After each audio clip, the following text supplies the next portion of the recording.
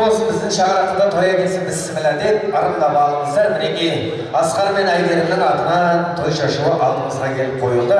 Енді сіздер салафанды шытырлатып, той шашуын бөлгенше ортамызда кішкентай өнерпаз қарындасыңыз қарсы алыңыздар.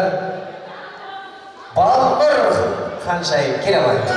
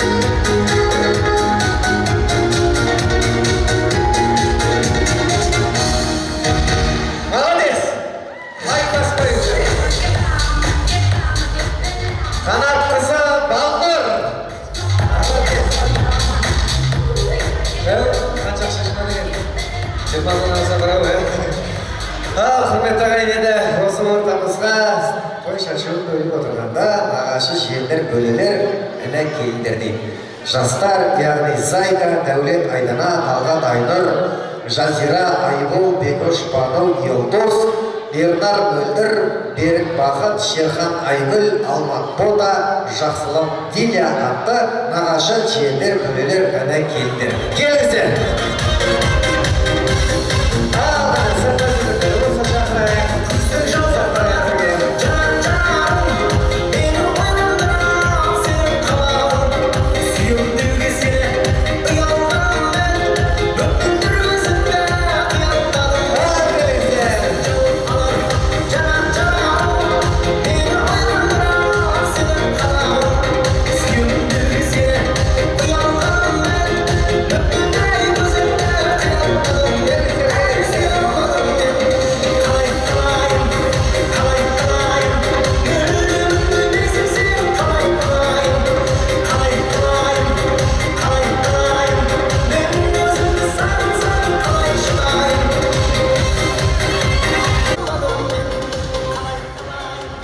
айттыңыздар ма? Нағашы, жиен, бөле, іні келіндер, Зайка, Дәулет, Айдана, Талғат, Айнұр, Жазира, Айбол, Бекіш, Бекош, Бану, Елдос, Ернар, Мөлдір, Берік, Бақыт, Шерхан, Айгүл, Алмат, Бота, Жақсылық, Диля атты қонақтар. Ал енді бар мен базар сөйлей берейік. Тіпті микрофонның дауысы естімейтін машинаның ішінде отыруы да мүмкін кейбір кісілер. Ондай жағдайлар болып жатады деп халал тойда. Бар ма? Келіңіздер. Ал үлкенімізден бастай берейік. Кім үлкен? Құрметті қонақтар, Жанар, Қайрат, жастары құтты болсын, той бола берсін. Өсіп той-тойда жүре берейік. Өсіп жатқан қыздарың үлкен белестерді бағындыра берсін. 40 жастар тағы құтты болсын. Осындай той көп бола берсін. Бақытты болыңдар. Бар жақсылықтан тілеймін. Аман болыңдар.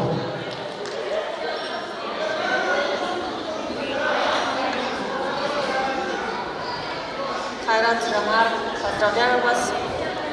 40 лет, жизнь только начинается. Я желаю вам счастья, здоровья. Пусть она будет долгой, красивой, здоровой, богатой, насыщенной, яркой, экстремальной. Пусть вас дети радуют, родители поддерживают. Здоровья вам самое главное, долголетия.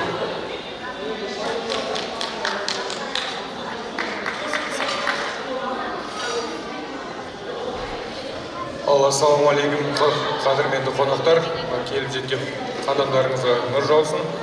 Ал Жанар әпке, Қайрат жезде, келіп жеткен 40 жастарыңыз құтты болсын, дендеріңіз сау болсын, әрдайым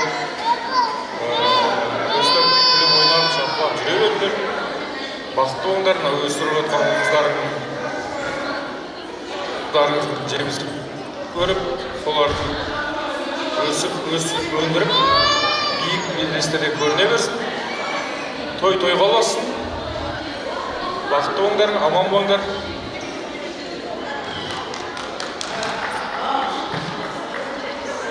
Ал Ақбел жезде, тойларыңыз құтты болсын. Бақытты болыңыздар. Биіктерде көріне берсін.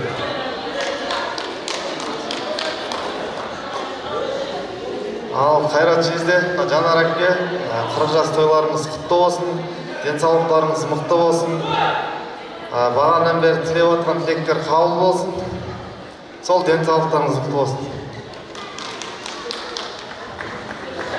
Ал Ақбел жезде, мерейлі жастарыңыз құтты болсын. Алла Тағала дендеріңізге қуат, үйлеріңізге береке берсін.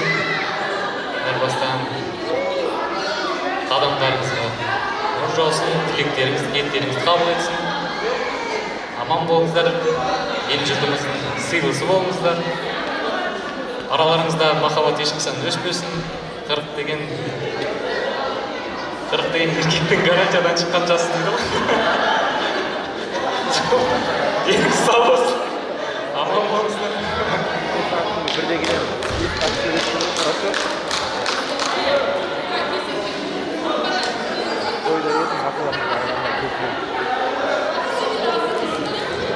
Ал мынау аға жүше, неде мынау бүгін жасап отқан тойларыңыз құтты болсын. Бауырларым жоқ деп атпаңыз, қызмет жасап жатыр сыртта. Біз ошақты елдердің келіндері боламыз. Жанар жүше, Қайрат аға, мынау бүгін 40-тан асып атсыз. Әдемі жігіт болып жатыр екенсіз. Алдымызда өстіп күліп ойнап жүре беріңіз. Дастарханыңыз тек осылай жақсылыққа жайыла берсін. Біз тек қуаныштарыңызды өстіп бөлісіп, арасында өстіп улап-шулап кеп жүре берейік. Мынау өсіріп отқан ұл-қыздарыңыздың қызығынан тоймай, алдымызда үлгі болып жүре беріңіздер. Бар айтылған тілектер Алланың бұларына шалынып, мына жаңа жасыңыз тек жақсылықпен тола болсын. Бақытты болыңыздар, главный. сіздерге денсаулық тілеймін. Алланың назарында бақыт базарында болыңыздар әрдайым. Келіп жатқан жастарымыз жақсылық мерекесін өсіріп отырған қыз ұлдарымыздың қызығын көріңіздер. Үстіп дастархандарыңыз әрдайым жақсылыққа жайыла берсін. Бар жақсылық тілеген жақсы тілектерге қосыламыз. Бақытты болыңыздар.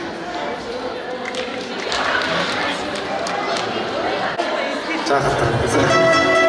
Ал қараймыз бір, екі, үш. Бауырлардың құрметіне. Ал қосыл билемдеушілер тойсынды тартырын әзірлесіп қосыл.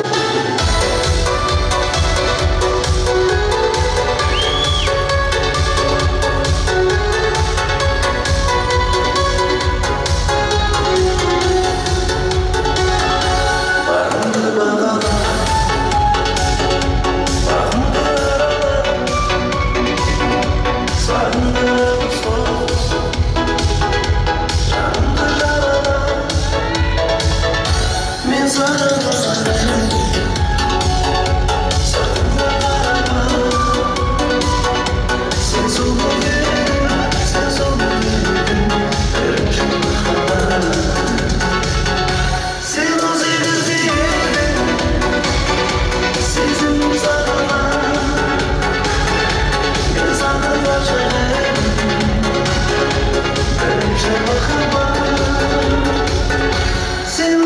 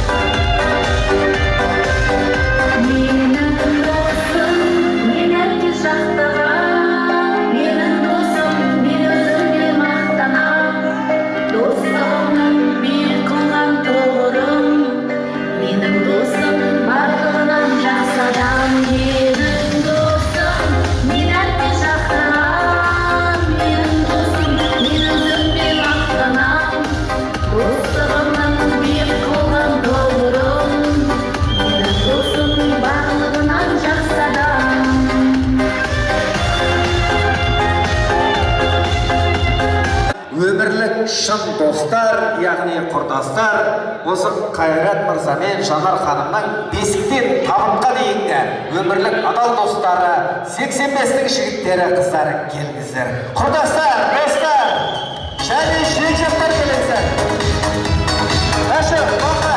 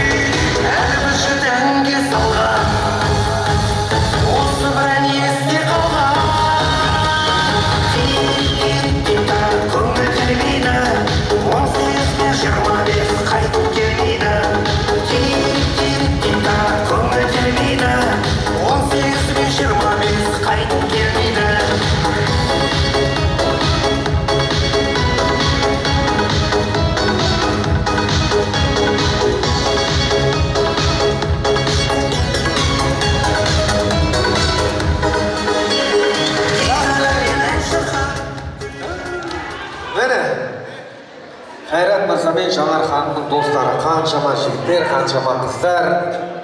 Ал тойларыңыз құтты болсын. Енді араларыңызда қонақ бар екен, жекжаттар бар екен, жекжаттардан бастаймыз ба? Қыздың жолы жіңішке, қыздың құрдастарынан, Жанар ханымның құрдастарынан бастайық. Сіздар жүріңіздер.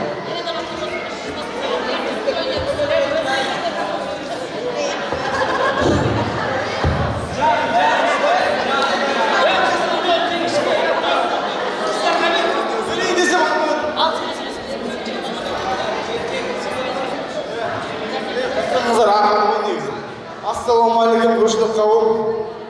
Мынау Қайрат пен Жанардың тойына жиылған көпшілік. Мынау 40 жастарыңыз құтты болсын. Қош жиырма, тағы қош жиырма. Иә. Бөліп тастадыңдар ғой. Өмірде бақытты болыңыздар. Қайрат, сен мықты жігітсің ғой, күліп жүресің ба сен? Өміріңнің бәрі күліп жүрші жаным. Алтын жігітсің, сені сыйлаймыз. Жанар, сен жақсы қыздың. Бәріміз сені сыйлаймыз, алтынымыздың. Мынау құрдастар түсінбей қалсын мыналар. Мыналар кімде? Біз Жанардың классыздарымыз. Мына Қайрат достарыңыз қандай алтын жігіт? Бізге келді, сіңді кетті. Жоқ, күйеу бала емес, бізге сіңіп кетті осы. Құрдас болып кетті бізбен қалжыңдап, еркелеп, бұл кісінің айтқан сөзін бәрін қосыламыз. Негізі мықты сөйлейді, мықты жігіт. Бақытты болыңыздар. Ғұмырларыңыз сәтті, мәнді болсын.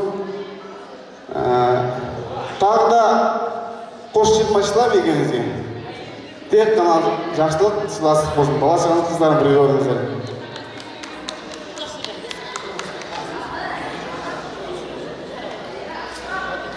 Ал құрметті тойшыл қауым, бүгін мына керемет кештің себепкері Қайрат пен Жанараның қос жақсылығы.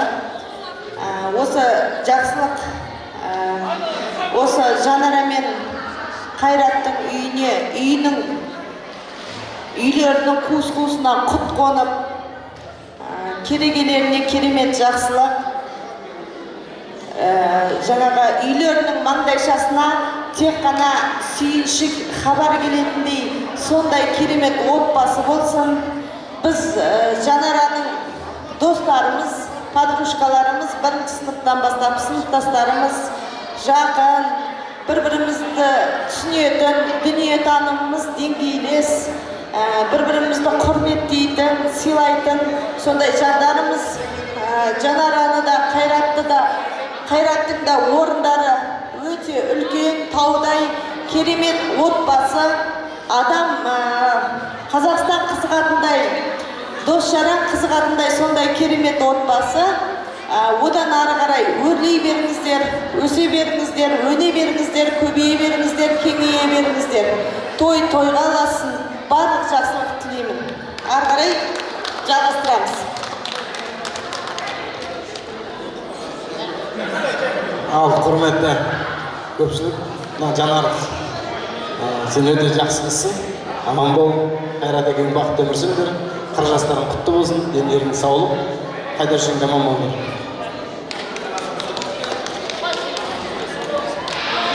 Ассалаумағалейкум. Мына бүгінгі Қайрат досым десем де болады. Қазір қысқаша айтып кетемін, досым. Жанар екеуінің қыр жасына ақ түйенің қарын ақтарылып жиналып жатқан жайымыз бар. Той құтты болсын, Қайрат, Жанар. Тойларың той қоласың. Мен қысқаша айтып кетейін, Қайратты Дәукен досым қысқаша айтты ғой, күйеу бала емес, дос ретінде деп. Ауылға келеді, жиын терінге келеді, той тумалаққа келеді деген сияқты. Сол кезде досым дейді. Өткенде тойға шақырғанда, досым деп тұрып шақырғанда бір марқайып қалды. Сол қазір тоста досым деп тос сөйлеймін. Досым, Жанара да досым. 11 жыл бойы геометрия мен алгебраға бізге көмектескен дос қой. Біздің жаңа геометрия мен алгебрадан аттестатқа түскен жасымыз 40-қа келді қой. Шындықты айтайық енді, мектеп оқып жүрген кезде. Сол кездегі 4-5 алып жатқан осы қыздың арқасы. Сол туылған күніңіз, қос туылған күніңіз құтты болсын. 20+20 дейді ғой. Бұдан да кең тойда жалғайық, аман болыңыздар. Кішкене айтам деген нәрсені ұмытып қалдым, той құтты болсын. Иә, ары қарай жалғастырар. Арчана бүлінет. Қуаш досым Арчана бүлінет. Ал ошақ дейлі бүгінгі тойларыңыз құтты болсын. Қайрат, Жанар, қыр жастарың құтты болсын. Қартаймаңдар. Осылай өмір бақи әдем болып жүре беріңіздер. Қайраттың ата-анасы, Жанараның, Дидағам менен Рабиға апай, қыздарымыздан мен 40-қа кеп қалды, және біз не айтам, еліміз тыныш болсын, жұртымыз аман болсын. Қайрат достарını көріп жатырмыз. Шүкір Аллаға, бәрі жақсы, бәрі тамаша, сенің абыройыңды көтеріп, тойыңды алға сүйреп жатыр мына. Біз енді бұл жерде Қайратты Жанарадан кейін танып отырмыз ғой, мен Жанара жайлы айтқым келіп отыр. Қайраттың өз достары айтатын жатыр. Жанара өте талантты қыз болған, өте сабырлы қыз болған. Жанара менің подружкам, екеуміз бір партада отырғанбыз. Өте асықпайтын қыз болған. Асықпайтын.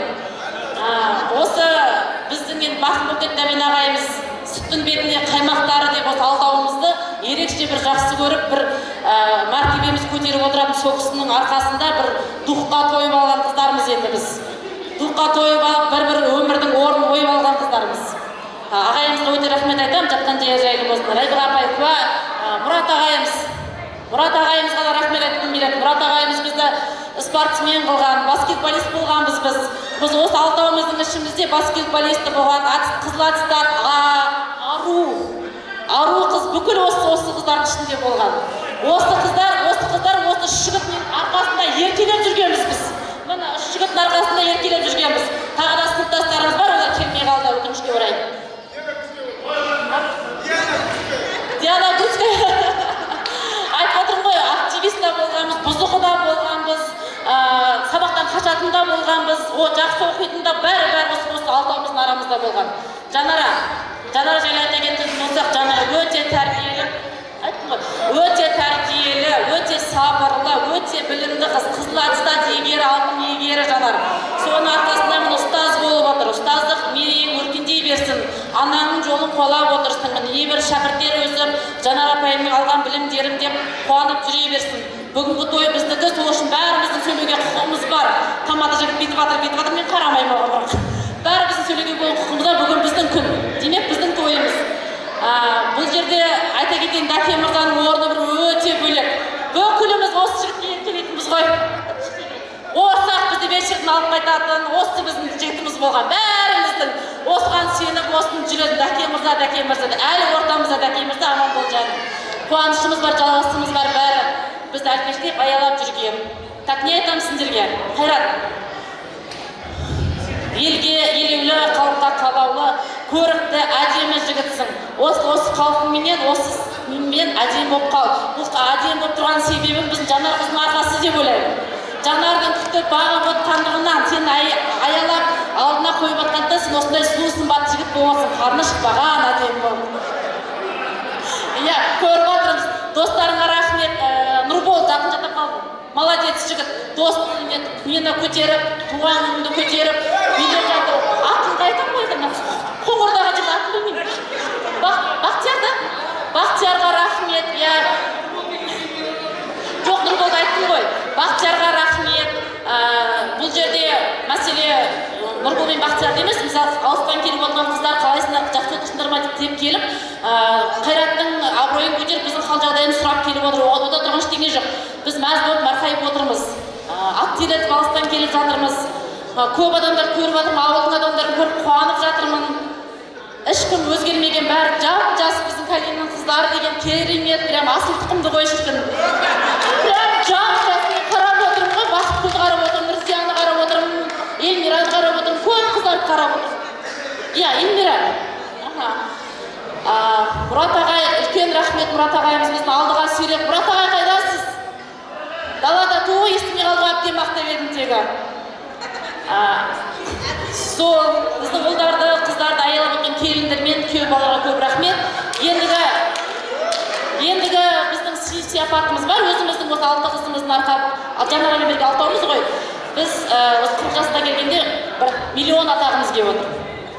Гүліміз бар, сияпатымыз бар, тағы болып деп беріп қойғанбыз. Біз қыздардың атынан 1 миллион теңге.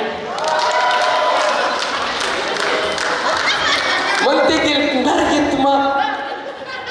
Бағана мені Астанада күтейін деп ең ғой сонымен. Берейін деп атсың ба? Қимай тұрмын мен. Сен. Анау мынау Луговайдан келген Қайраттың достарына береміз. Ассалаумағалейкум рахматуллах. Қайрат болсын, сонда Қайрат кластасын. Көшеде бірге өскенбіз. Алматыда кездесіп алған, Алматыда жекжат болып, бүгіндері құдамыз, Аллаға шүкір. Аман бол, Қайрат болсын. Денсаулықтарыңыз зор болсын, аспандарың ашық болсын. Алла сіздерді, отбасыларыңызды, жақындарыңызды, дүниеде ақыретте жарылқасын. Сол Қайрат болсын. Әрқашан қасындамыз ба? Ал енді құдалығымыз бар. Димаш деген баласының өкіл әкесі боламыз. Болмасам да ұқсап па, бір ғалымды көрсеңіз дегендей. Жамбылдың жасын, Абайдың басын. Бәрекелді, міне, Шабан құдасының атынан. Бас кейін бәрекелді.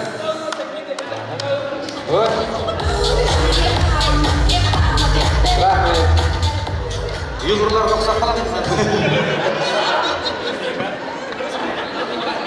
Ал құдалылардың арасында Әшекең сыйлық.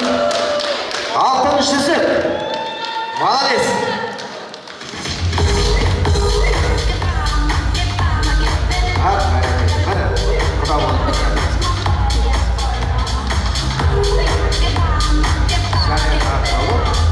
Рахмет. Болды ма? Сумка пустой болды ғой? Рахмет. Не дейді? Ақшаны? Берген жоқ, газ береді. Береді айтам. 85-тің қыздарының атынан 1 миллион! Ал!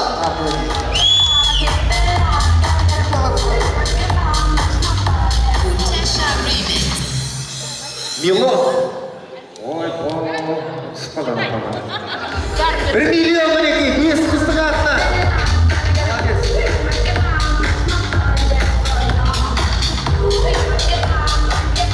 Рахмет. Жанарға ма, Қайратқа ма, ресторанға ма, миллион кімге бұйырады. Қалжың. Ал енді жекжаттарынан кім? Жандос, Бақа, Баукен. Қосыламыз ба? Ал енді 40 жас иелері. Ой, Таша, ұйықтап қанша? Ой, өйді.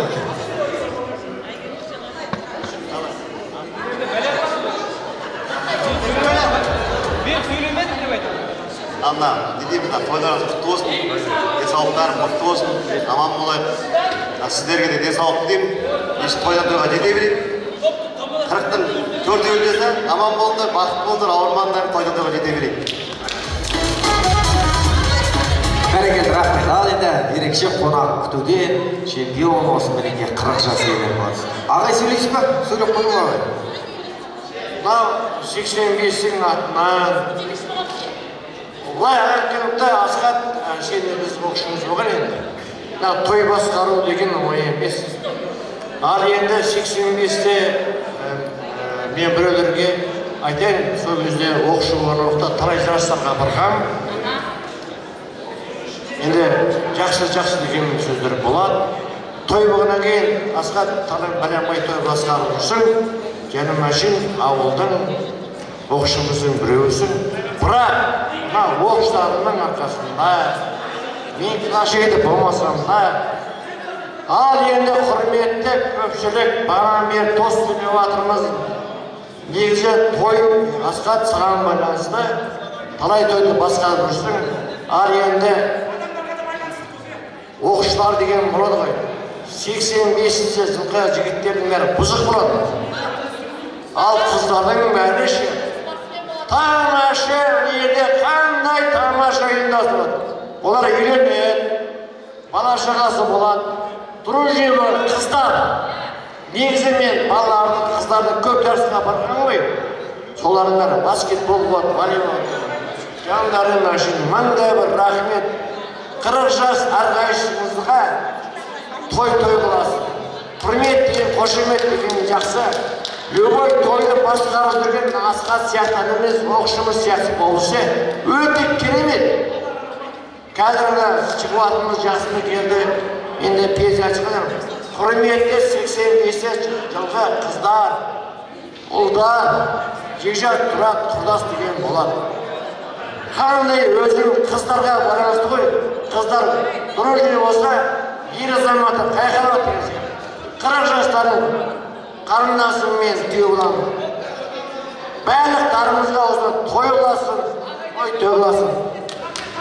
Тойдың тамырында өсірді Асхат, өзінің оқшың болса да тамаша Алматыда чуда тұрсын Алматы деген сүйен дейді, қарсы дейді. Осындай достарыңыз тамырда болсын, ағасында, құрдасында. Той қыласын, сен де жақсың болады, бәріміз жақсы болады. Аман десет, мені бір нәрсе, мен ана Ырысбек деген досыңмен өтіп, сол жігіт өте басар жүр. Рахмет. Артасы кезді. Рахмет. Төрт отыра беріңіз ағай. Қалайда достардың біз жартысын тыңдадық па, Құдай сіздерді жеткізсін бір бақытқа, шын бақытқа. Ал енді сөз кезегі Қайрекеңнің жекжаты нұр бақытқа деп қол шапалақпен нұр бақытқа орнатады. Ал жақсы, бәрекелді, құрметті тойшыл қауым, құрметті ағайын туыс, құрметті 85 жігіттері, міне бүгін орталарыңызға Жанар мен Қайраттың қуанышында міне жақсы жолдастарын, Вазиптегі мына қыздарды көріп жақсы тілектер айтып жатырмыз. Өте кереметті кеш болып жатыр. Жанар, Қайрат, мына туған күндері құтты болсын. Жастарыңа жас, бастарыңа бас болсын, дендерің сау болсын. Балалық шақта енді достарымыз болса, біз енді осы еңбек жолын бастаған бәріміз енді қатар үйлендік. Міне Құдайға шүкір, бір аласынқамен келіп бәріміз 15-17 айлықпен бастап едік. Құдайға шүкір Ақсарайдың төрінде той жасап, біріміздің қуанышында, біріміздің қуанышымызда жүріп жатырмыз. Міне достық деген осындайда, жастарға жас, бастарыңа бас қосылсын, елдерің сау болсын, өсіңдер, өніңдер, көркейік. Осындай бір-біріміздің қуанышында, бір-бірімізге себепші болып, тойдан тойға чапқылап жүре берейік. Рахмет сіздерге.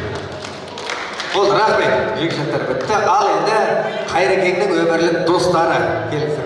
Бұл қыздар келіңіздер. Қосыластар ма десең? Нақыс айтатсақ. Бізді 85-ге қосылмаймыз, ойлап қалыңыздар бірге деп.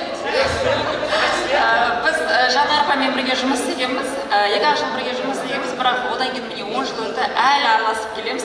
Өте керемет кісі. Енді жолдасын былай фотодан ғана білеміз, былай естігенбіз деп, былай бірінші рет көріп тұрмыз. Өте керемет кісі. Ең бастысы бақыт тілейміз.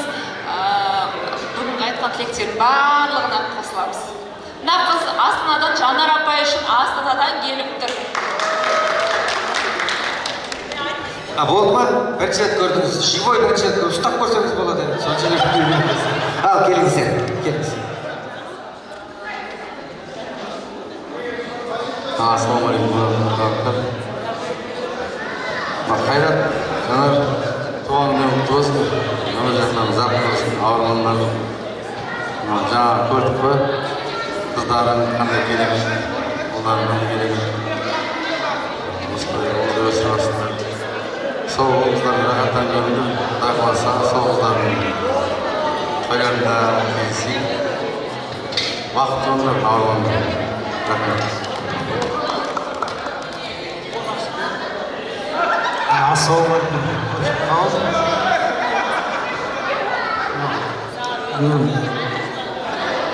Қайрат, Жанар, мынау бүгін 40 жас деп айту емес, заң некелеріңмен деп құттықтайын ба деп жап жас қой, қараш, құттықтайын, көз тоймасын. Туған күндерің құтты болсын, денсаулықтарың мықты болсын, аман есен болыңдар. Молодец, мына екеуіңнің осы 40 жасқа дейін келгенге нәтижелерің ғой енді.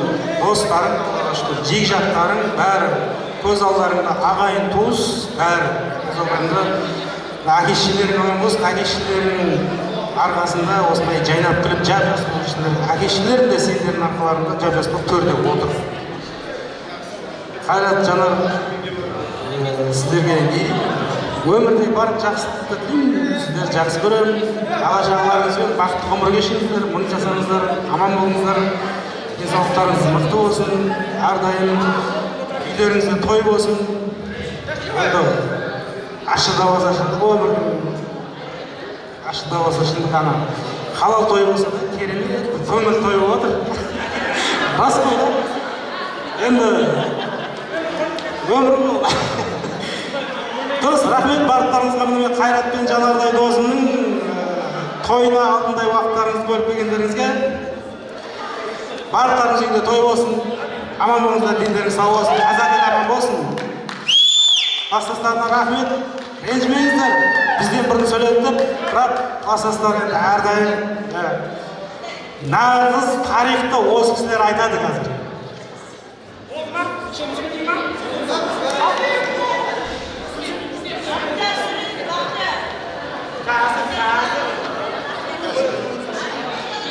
Ассалаумағалейкум тойын көпшілік.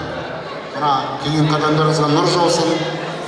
Жоғарыда отқан ата-аналарымызды құттықтаймын.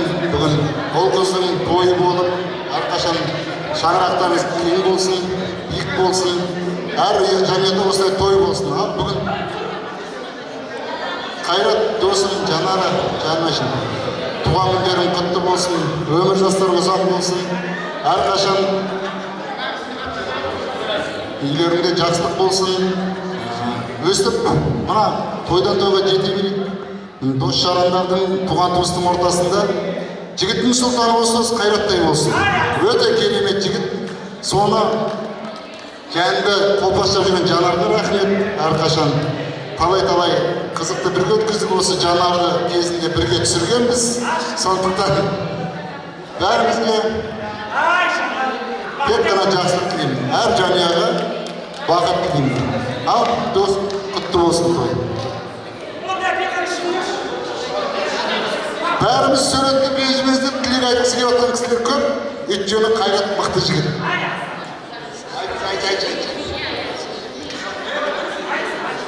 Қайрат, Жанардың туған күндері құтты болсын. Алғашқы тойлары болсын, бұдан кейінгі тойлары бұдан да жалғаса берсін. Алдыдар қуаныштан өте көп әлі. Дендерің сау, жастарың ұзақ болсын.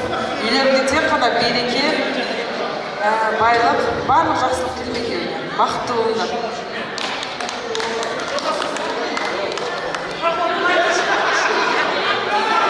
Ассалаумағалейкум, құрметті қонақтар. Бүгін енді Қайрат досымның 40-қа толып, есеп беру той жасап жатыр.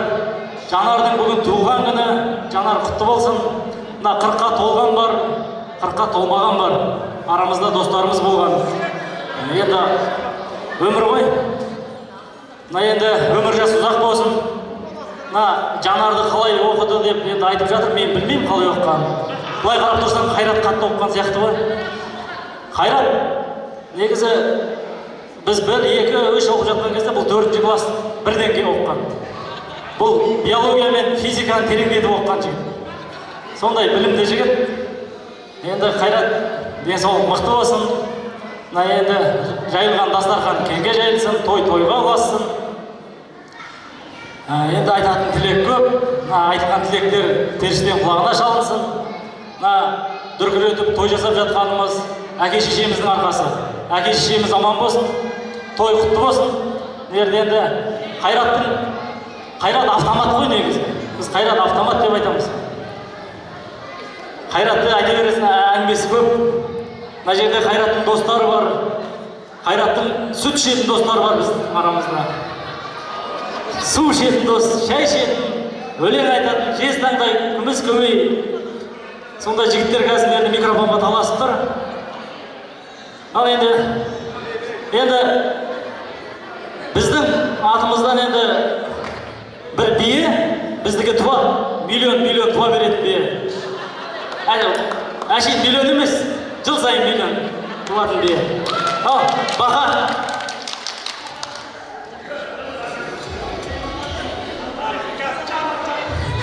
Ассалаумағалейкум, мына тойға жиылған қауым, келген қадамдарыңызға гүл бітсін. Негізі құрметті Дише тәте. Мен бірге оққан, бірақ қалмағам. Түсінген Дише тәте болып отыр ғой. Ал мынау, 40 жастарыңыз құтты болсын, өмір жастарыңыз ұзақ болсын. Баяғыда біз енді мектеп, жақсы оқу жағынан мен айта алмаймын. Баяғыда қоймақ шығамыз ғой, қоймақшы. Жүргізді Қайрат шығады жанымен. 6 кроссовок биі бар. Біреу футболға киеді, біреу жүгіруге киеді, біреу киноға киеді ғой. Сол кезде жүгіруге, футболға киетін кроссовкасын сұрамаймын. Киноға киетін кроссовкасын сұрайды ғой бетші. Киноға киетін кроссовкасын. Сөйтсем деді, ол жоқ, оны ағам екеуміз кезектесіп киеміз дейді. Масқара, иә? Мына Аллаға шүкір осындай 40-тан 40-қа жете беріңдер, өмір жастарың ұзақ болсын. Негізі мен қақпағаның үшін, девушка, тоқташы. Миллион. Біздің ұрғашы миллион болып тұр ғой, сіздікі еркек болып тұр ғой. Ал мынау, тойдан тойға жете беріңіздер, ғұмыр жастарың ұзақ болсын, ұрпағыңмен мың жаса, бәрін қалжың ойын-ойынмен келтіріп жатыр ғой енді. Барлықтар, осы қарекет сіздің арқаңыз өстіп, тойдан тойға ілесіп, ойнап, күліп жүргеннің арқасы.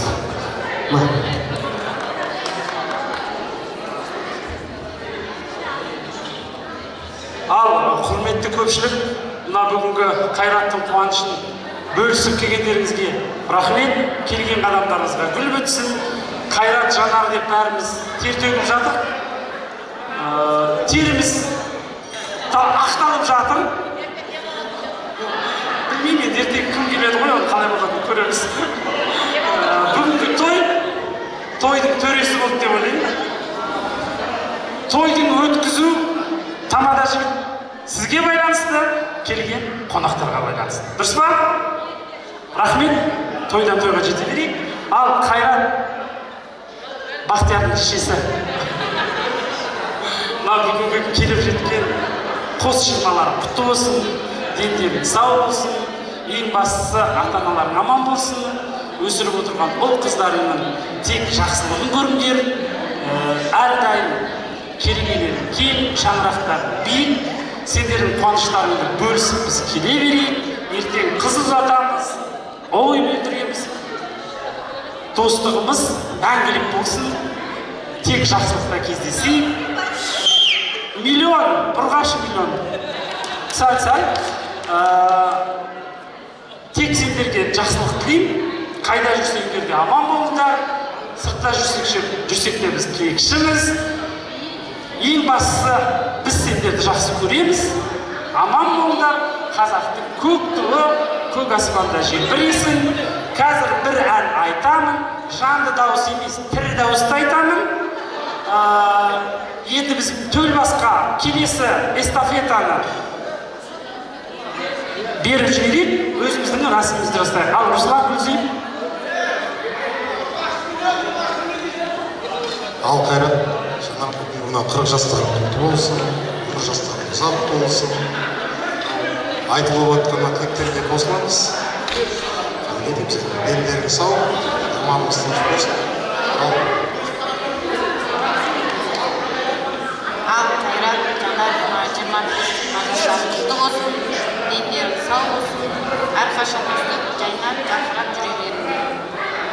Бала шағалардың қызығына қоймай жүре беріңдер. Ал мынау 85-лердің келіншектерінің артынан алтын білезік.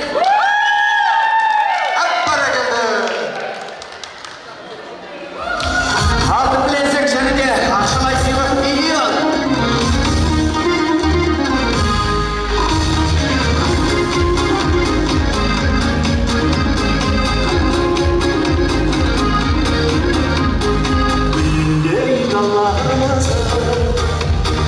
Қарайсың қаланың қызы, сен білсең бұл әсем кешті, шолпандай дара жұлдызы.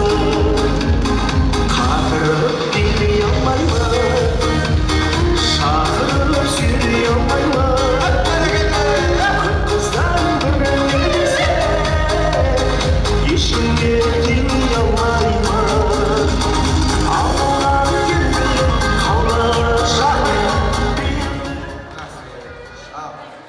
Тапсырып жүрген де, тілегімізді айтып.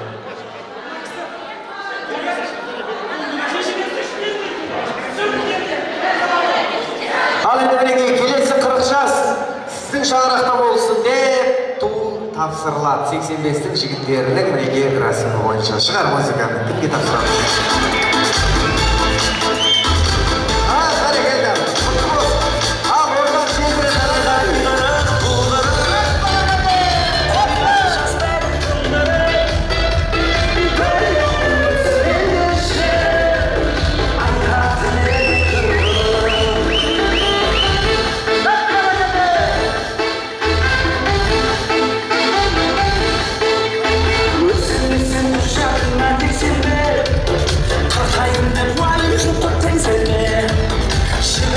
Жүрегіме жиырмады, 40 жасқа берсеңді.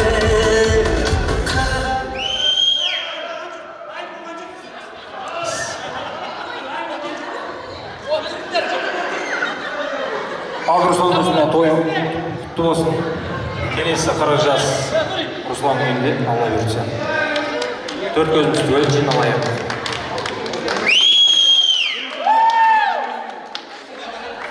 Анау мен атынан корзина Гүлзиев асаға.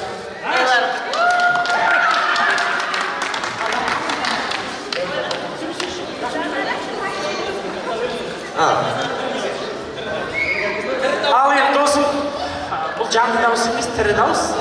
Достар деген әндерді қабыл алыңыздар. Бірге тойлап, бірге кезген, жағылдаған таштанып, талай қызық бір өткізген, қайғысыңнан достарым. Достар, жұрсың қайда, бірге дөңгөй жанымыз. Еске алысып осындайды, келші қайық бәріміз. Еске алысып осындайды, келші қайық бәріміз. Бәріміз де таптық бүгін, бақыт жолын іздеген. Достық сезім, достық жалын, әрқашанда бізбенен. Достар, жүрсің қайда, бірге ғой жанымыз. Еске алысып осындайда, келші қайық бәріміз. Еске алысып осындайда, келші қайық бәріміз.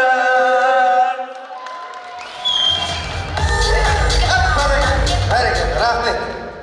Ал бір жақсы естелікке суретке түсейік, одан кейін билейік, нәрселер ниет болды. Ал жақын тұрыңыздар, суретке түсейік, одан кейін билейік. Достардың биі болады. Ал достардың құрметіне, келіңіздер, жалпы достар.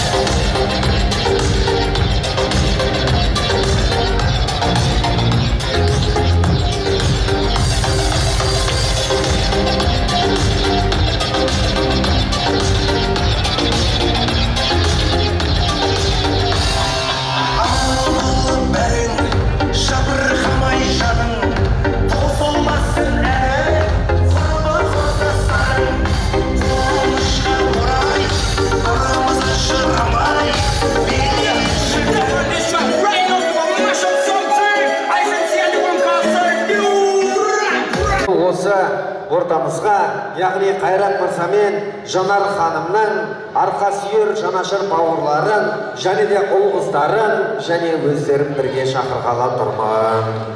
Келіңіздер бауырлары, Шерхан Торғын, Мақсат Айгерім, Асқар Айгерім, және ұл қыздары той төріне келіңіздер.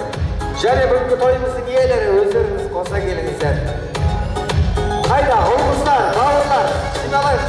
Біраз кісілер уже жайлап тайып қалған сияқты. Ал енді бармен базар, тілегімізді ақтарайық, тілектеріңіз.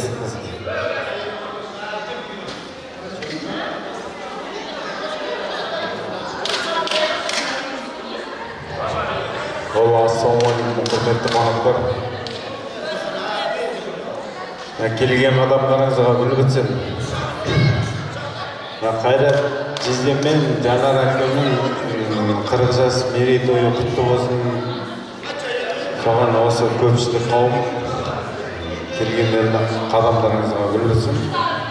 Мен Жанардың туған інісі болам. Есімім Асқар. Қайрат, Жанар, жастарына жас қосылсын, осы көз көрген бала-шағаларың бақытты болсын, семьяда бақыт, жастарына жас қосыла берсін. Аман болыңыздар, бала-шағаларыңыздан қызығын көріп, өйткені мен бақыттымын да, және де жездеммен әпкем тұрып, осы 15 жыл болды. Бірге тұрып атқанымызға бір жерде, бір үйде тұрамыз негізі. Ондай әркім қолдан келе бермейді жан енді. Мен мысалы қуанымда, әйтеуір бір жан болсын, бір проблема болсын, жездеммен әңгіме айтамын, любой проблема шешіледі, Аллаға шүкір. Ана кішірейген не болмайды дейді, оқыл болмайды дейді. Бір жас болса да Қайрат пен Жанардан көп нәрсені сұраймын. Аллаға шүкір, әйтеуір бір нәрсе сұрасам, мен Жанар әкем айтпай ақылды ғой. Бір нәрсеге себеп болады негізі. Мен Қайраттың достарына танимын, осы біздің үйде қонақ болған негізі. Жанардың подружкаларында 11 классқа дейін бұлар мен сестраммен бірге оқыған, бәрін жақсы танимын. Енді мен нағашыларым, сосын бауырларым, сосын мен Жанардың туған бауырларым, менің ағаларым, әкпелерім бәрі. Берде бөтен ешкім жоқ. Рахмет.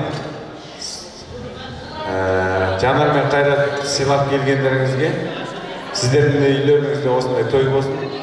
Аман болыңыздар, бақытты болыңыздар. Жастарына жас қосыла берсін. Бағанан бері айтып қой, біз дастарханға отырмасақ та біз обслуживать ете берейік. Аллаға шүкір. Не болды? Айтайыншы да қазір дегенсің. Бәрілеріңіздің үйінде той болсын, аман болыңыздар, бала шағаларыңыз аман болсын, еліміз тыныш болсын, тек дастарханда жақсылық болсын. Басқа ел соғыста болсын, қазақ елі тойлап жүре берсін. Әненің артынан жезуға бір жылқы қабыл алыңыз.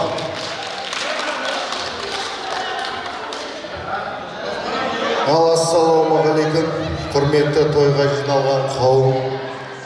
Бүгін бір үлкен, осындай бір жаңағындай мейрамхананың аты не еді, қандай еді? Мәдениет мейрамханасында менің бауырымның 40 жас той өтіп жатыр екен. Ошақты елі жасай берсін, Құдайға шүкір. Бәріміз аман есен болайық. Мынау әр адам бәріне өзіне жақсылық тілейді дейді ғой. Бар жақсылықты осы өзім бауырыма тілеймін, келініме, осы бала-шаға бауырларыма тілеймін. Жода 85-тер бүгін пассивна отқан сияқты, бағаны бері қарап отыр ауылдан. Мынау бір Жамбыл облысы Құлан ауылынан үлкен сәлем, бағанан бері чудан сөйлеп жатыр екен. Мына Құлан ауылынан өзім сөйлейші бір. Осы жерде Құлан ауылының тұрғындарынан жаңағыда бауырым Атымет деді. Құлан ауылы туралы бір өлеңін айтып берсе, бір өлеңін обращение жасап едім. Соны айтатын бір несі бар енді. Ал Қайрат Жанар мына бүгінгі үлкен мәдениет үйінде бір керемет осындай бір үлкен той жасап жатсың. Бұл тойда мына үлкен ағаларың, бауырларың, мына екі жақты құдалар бәрібір осындай қуаныш, бір жақсылыққа бәріміз бас жиналып отыр екенбіз бәріміз. Ал той қоласын, 100 жасаңдар, немерелі болыңдар, үйді ұяға, қызды қияға. Осы жерде көз көрген бауырларымыз бәрі аман болсын. Ошақлар жасай берсін, Құлан ауылдар, от души. Қайрат аға, бүгінгі тойларыңыз құтты болсын, дендеріңіз сау болсын, өмір жастарыңыз ұзақ болсын. Не тілесем де өзіме тілеп жатқан жақсылықтың бәрін сіздерге де тілеймін. Осы жердегі айтылып жатқан жақсылықтар, көп тілектер қабыл болсын. Аман есен болайық, барлығымыз осындай той бола берсін. Сіз біздесіп, сыйласып, ойнап жүре берейік. 40 жастарымыз құтты болсын, ошақтылардың тойы құтты болсын.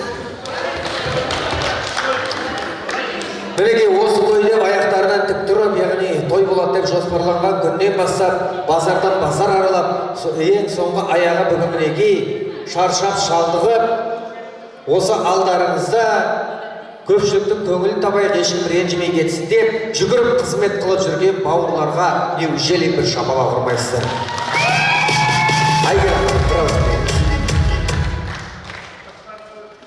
Қайрат жүзде, Жанар әппе, 40 жас мерейтойларыңыз құтты болсын, дендеріңіз сау болсын, аман болыңыздар, мынау өсіп отқан ұл қыздарымыздың қызығын көріңіздер, тойға ұласын, тек қана жақсылық болсын, сіздерге бар жақсылықты тілеймін. Енді әрқайсысына тоқтала келсек, жездемнің өзі бір төбе. Бұндай алтын жезде ешкімде жоқ. Бір ашуланғанын, бір мінезін көрсеткен емес, сонша жылды бірге тұрып жатырмыз. Жайдары жарқын мінезімен, үнемі күліп, жарқырап жүреді. Әкпем де сондай. Әкпем сабырлығымен, көріктілігімен, жайдары мінезімен сіздерге көп рахмет. Не деймін, сіздерге тек қана жақсылық тілеймін, бақыт, береке, көз тимесін. Бұдан да үлкен тойлар бола берсін. Тойға ұласын, барлықтарыңыздың үйлеріңізде осындай той болсын. Тойға ұласын, баршаңыз аман болыңыздар. Ал енді адамды алаңдатар арман қанша, жігіттен бала қалсын мал қалғанша, Қайреке осы Қазақстанды шуылдатып жүре беріңіз, шұлғауы шуатылып, аузында бір тіс қалмай әбіршіп, жасы жүзге келіп, алшық балған шал болғанша деп бір ду қол шапалақпен Қайрекеңнің ол қыздарына микрофон ұсына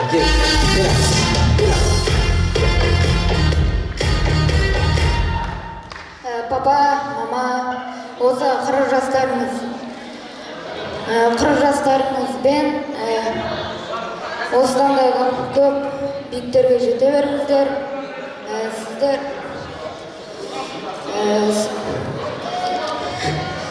Сіздер осы уақытқа дейін бізді асырап келдіңіздер. Сіздерге көп рахмет. Осылай бізді жақсы өсірдіңіздер. Соған рахмет. Рахмет, асырап келді, әлі біраз асырайтын сияқты ғой сен, жасың кішкентай. Ал енді келіңіздер, Қайрекеңге Жанар ханымның сұлулары ортаға. Кішкентай қыз, келе ма? Кім үлкен? Ұялмай тұрғанда пака осыдан бастап алайықшы. Ал тілегіңді айтшы папаның мамаға. Мама, папа жақсы болсын, әпке, ағам жақсы болсын, бәріміз жақсы болайық. Тілегімізді әдемілеп айтайық. Өздеріміз жақсы болайық. Ата-апам жақсы болсын. Өздеріміз жақсы болсын. Молодец. Өскенде қандай имам сияқты қыз болайын деп тұрған ғой. Бәрі жақсы болсын, халық тыныш болсын деп. Болды ма айтып? Сенде де бәрі жақсы болсын, аға? Ата-анамның 40 жас мерейтойына келгенге өте рахмет айтамын. Себебі мен ата-анам осы күнге дейін сіздермен жақсы араласып келді деген ойдамын. Сіздерді ата-анам сіздерге рахмет, бізді тәрбиелегеніңізге, жақсы тәрбие бергеніңізге. 40 жас мерейтойларыңызбен құттықтаймын. Осы 40 жас деген негізі әлі жассыздар ғой әлі. Сізге әлі бәрі болашақта бақыт күтеді, саяхат күтеді. Бізбен әлі біздің құтсыз бар ғой, соған келесіздер дегенде. Сол үшін мен сіздерді жақсы көремін, сондықтан 100 жасты да осылай өткізейік.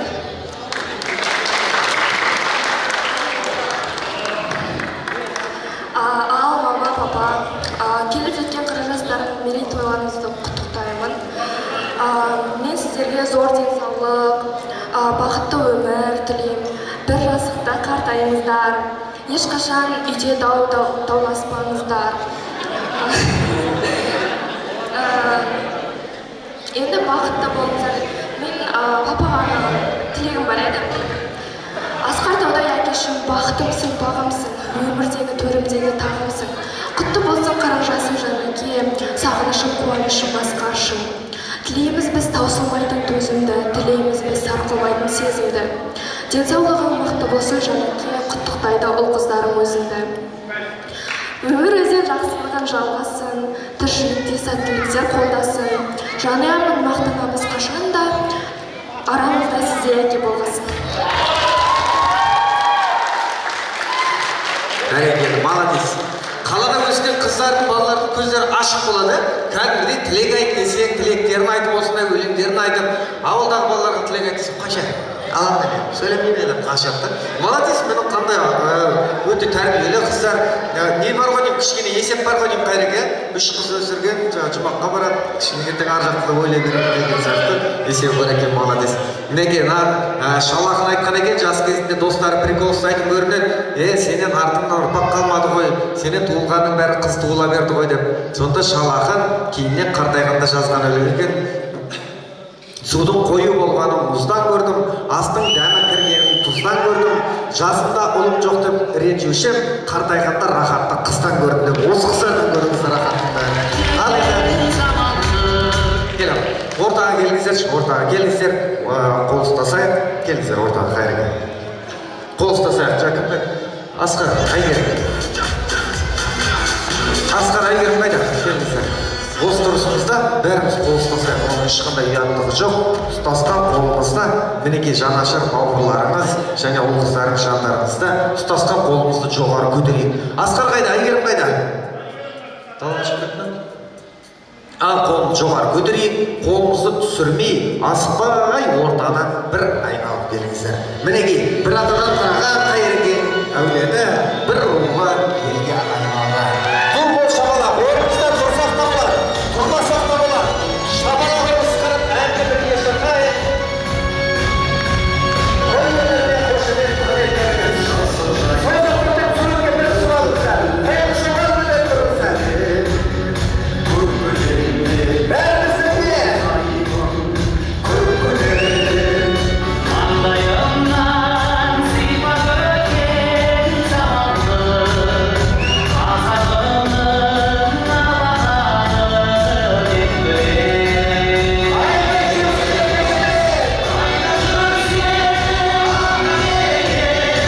көкейімде жатар екен күннің өзінің ясына қимай болып бата бекем.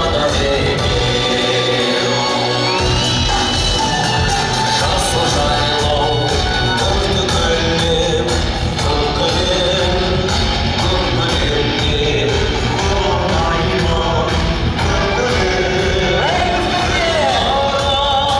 айдың аппақ сәулесін азаттықтың махаббаты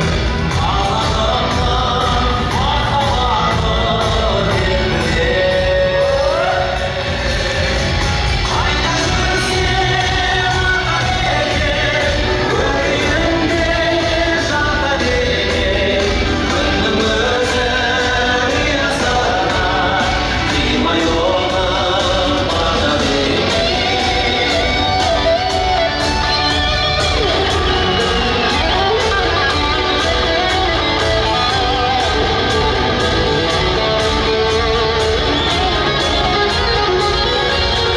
Рахмет, мінекей. Қайрат мырза жан-жағын тасымен емес досымен қалаған жігіт екенін көрсетті. Қайрекеңнің өмірде жалпы қандай адам екенін сіздер сөзбен суреттеп бердіңіздер.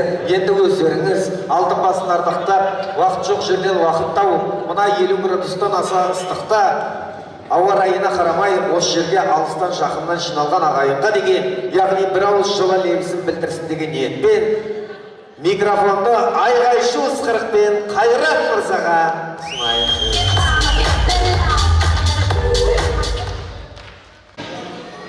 Ағайын туыс бауырлар,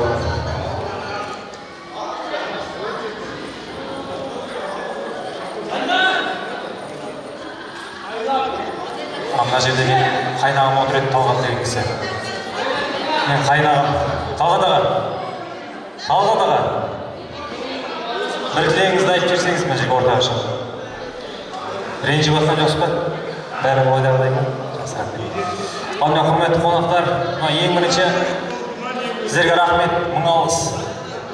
Алыстан ат берілетін келіп, біздің тойымызды, қуанышымызды бөлісіп жатқандарыңызға. Ең бастысы, ата-аналарымызға рахмет.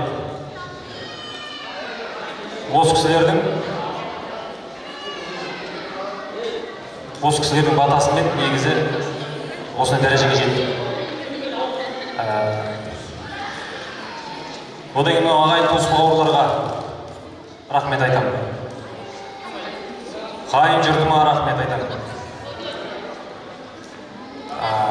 Достарыма, жекжат жұраттарыма, сыныптастарыма, достарыма, мынандай жуәрмектерге рахмет айтамын.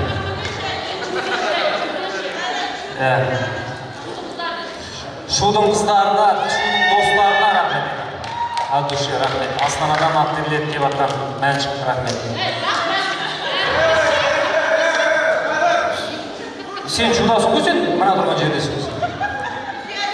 Қуаныш рахмет көрші. Досым. Нұрзия Наско, от души. Әсел, енді сенсіз ол келмейді ғой бәрі. От души. Бәрі жалғас. Досым. Қажеке, Шүкәр, Дәукен, Дікін. Рахмет. Жанардың кластастарына рахмет айтамын. Мына жақта достарым отыр менің. Сыныптастарым отыр. 5-ші сыныпқа дейін отырған Жәкеңе рахмет. Алла нұр жаусын саған досым. Алла қаласа сенің де тойыңа қатысамыз. Алматыда сыныптастарым деп қоямын, Еркін, отырғы досым. Ернұр бар, ой досым менің. Өзі нәзік жанды. Рүстем досым бар, Жан досым. От души. Алматыда талай қызықты, талай нанды бөлісіп жетіп. Досым, от души, рахмет саған. Мына жерде Асқар деген досым отыр мына жерде. От души. Түрі қара болғанмен жүрек аппақ. Аузын ашса, аузынан ай көрінеді ме, жүрек көрініп қалады. Рахмет сіздерге, көп рахмет. Мына жақта жекжаттарым отыр, рахмет. Арай, Құдай. Яқта Нұрбақ, жекжат. Мына жерде қайныларым отыр, мен достарым болып кеткен. Бақытжан, Бәуке, Тәшек қайда Тәшек? Тәш! Келінге рахмет. Азаңмен оятады, басына бір шелек су құяды, азаңмен тұрғызады жұмысқа. От души. Қайнағаларыма рахмет. Барлықтарыңызға. Мына жақта отырған Жанардың нағашы, қайнағаларым бәрі, бауырларым, бұрымсыраға рахмет. Аттерлет келдіңіз таразды. От души. Қайындарыма рахмет. Отыр ғой қайындарым бәрі. От души. Қайындарым отыр. Балыстарым отыр, красавицалар өте. Бәріне рахмет айтамын. Енді ең басты сыныптастарым. Маған мен қолдап, қолпаштап.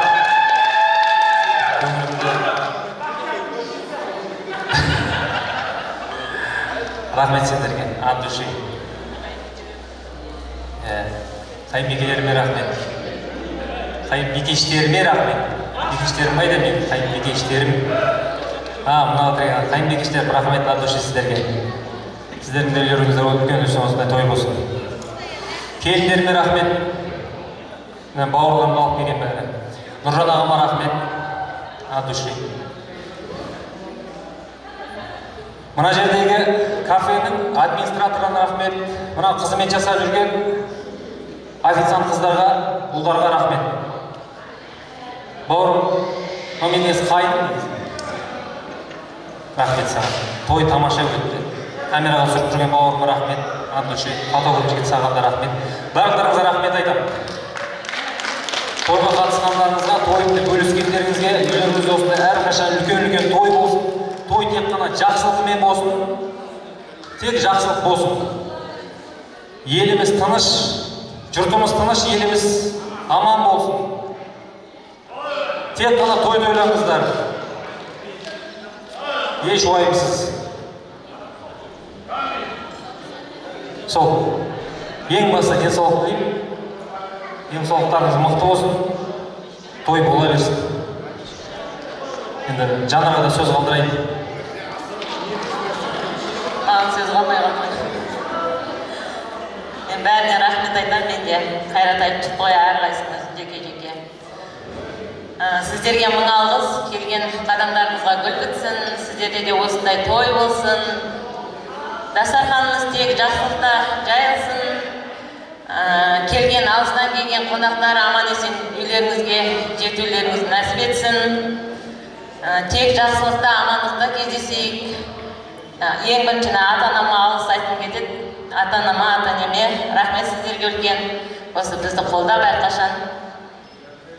Сол тек жақсылықта болайық. Еліміз аман, жұртымыз тыныш болсын. Қандай да бір кемшілік болса кешіріңіздер.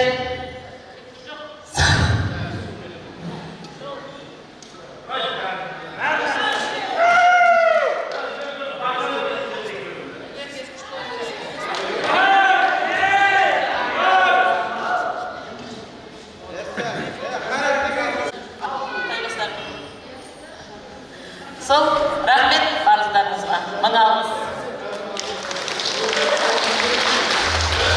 Бәрекелді мінеке, не болса да, қалай болса да, өзіңнің ниетіне қарай, өзіңнің пейіліне қарай болады дейді екен. Төле бидің жақсы бір сөзі бар, әйелің жақсы болса, бірінші иланың, екінші жиғаның, үшінші ырысыңның тұрағы деп, бала таппайтын әйел жоқ, тұрарын айт, мал таппайтын еркек жоқ, құрарын айт дейді. Мінеке Қайрат мырзаның тапқан таянғанын осындай нәтижелі, көзге көрінетін нәрселер істеп, сондай нәрселер ұйымдастырып отырған Жанар ханымға тағы бір қол соғып қойыңыздар.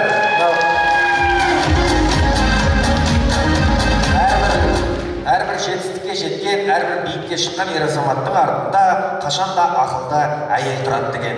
Ер азаматтың елдің алдында абыройы артып, мықты жігіт болып, молодец болып жүруі де әйелге байланысты, не болмаса дір-дір етіп сөзіне жауап бере алмайтын, қашанда дірілдеп тұратын холодец болуы да қашанда әйелге байланысты. Мінеке осы Қайрат мырзаның әрдайым тасы өрге домалап, достарымен тіл табысып, осынша жан-жағына дос жинағаны, яғни мінезі мақтадай болған Жанар әпкемнің арқасы емес пе? Бір қол соғып қойыңыздар. Той жасадың, жан-жағыңды таңғалдың, жоқ нәрсені көп нәрсеге бар қылдың, лайым екеуіңіз ішінде бөленіп жүре беріңіздер. Ән жырдың 100 жасаған адамыз екеуіңізге де жасым берсін жамбылдың бетімелер.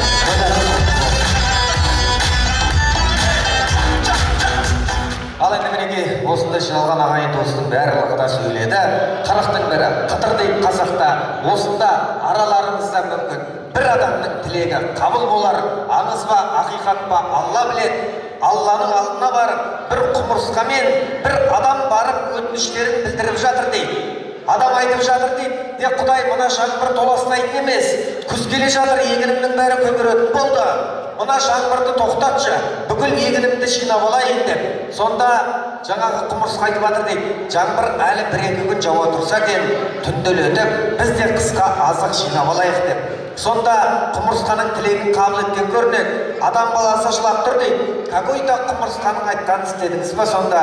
Онда менің еңбегім қайда кетті дегенде, Құдайдың берген жауабы, сен пенде өз басыңды ойлап, 1-2 гектар бидайыңды әңгіме қылып, менің алдыма жылап келіп тұрсың. Ал мына құмырсқаның артында бір рулы құмырсқа тұр, ол сол бүкіл халық болып кеткен құмырсқаның тілегін әкеліп тұр, сол үшін мен оны қабыл еттім деген екен. Яғни осында жиналған халық сіздердің тілектеріңізді Алла қабыл қылсын. Осы тойды алыстан ат арылтып келдіңіздер, енді түнделетіп жолға шығатындарыңыз бар, күндіз жолға шығатындарыңыз бар.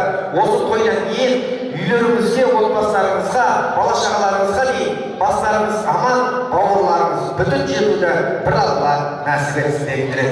Сіздер үшін әрқашан ашық менің көңілім, жүрген жерім той жиын, осы менің өмірім, керек болып жатсам егерде, осы кісілерде бар нөмірім, руым Қожай, атым Асқат, келесі тойда жолыққанша аман сау болыңыздар. Қате кеткен жерім болса, кешірім сұраймын.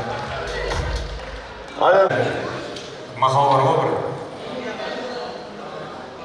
4 аяқты бота тату, 2 аяқты бажа тату дейді. Бажаларыма ризамын негізі. Бажаларыма рахмет айтамын. Бажаларым тұрады ғой мен үшін. Любой жерде.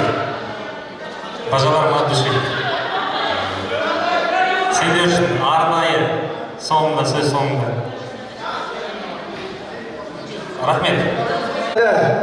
Сыртта Грандеор автокөлігі тұр, соны жолдан алсыншы дейді, болмаса Қайрекеңе подаркет жібереміз деп адам. Ал енді Жарықбаевтар әулеттің тойына тобықтайды, тойдың сұрау болса, ертең тойдың басы болсын. Ал тойбастар алыңыздар, тойбастардан кейін ортаға